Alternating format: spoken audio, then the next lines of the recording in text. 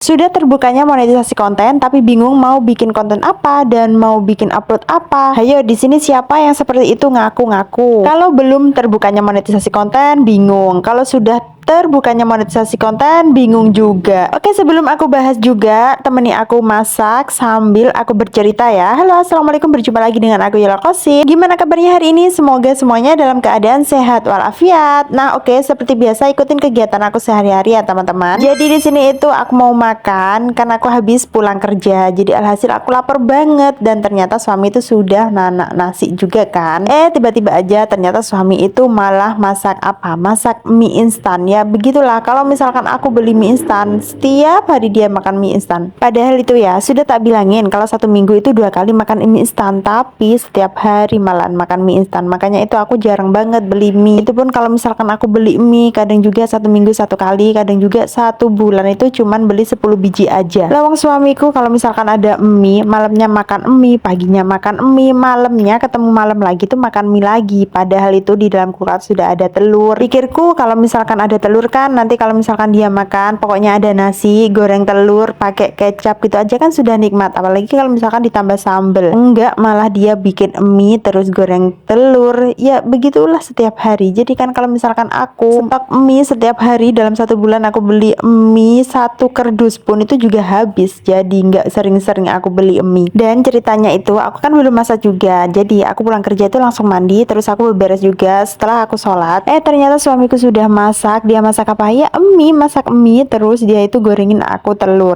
Berhubung juga aku nggak mood makan mie, ya sudah akhirnya tuh aku goreng terong. Berhubung kan ada terong di kulkas, ya sudah aku eksekusi aja. Sebenarnya untuk terongnya mau tak sambelin gitu aja. Ternyata di pikiranku kok ini misalkan sambelnya dijadikan satu, digorengseng lagi, dicampur sama terong, pasti lebih nikmat. Jadi alhasil di sini tuh aku buat sambel dulu. Untuk terongnya sudah aku goreng ya teman-teman. Oh iya, kebanyakan cerita jadi sampai lupa aku mau menjelaskan yang tema pertamanya ya. Jadi begini, mungkin di sini ada salah satu yang sudah terbukanya monetisasi konten tapi bingung mau bikin konten apa dan mau bikin video apa. Jadi aku saranin buat kalian semuanya, kalau misalkan kalian sudah terjun di dunia perkontenan, jadi sering-seringlah berinteraksi juga ke semua konten kreator. Nggak semua juga nggak apa-apa, yang penting kalian itu sesempat kalian juga.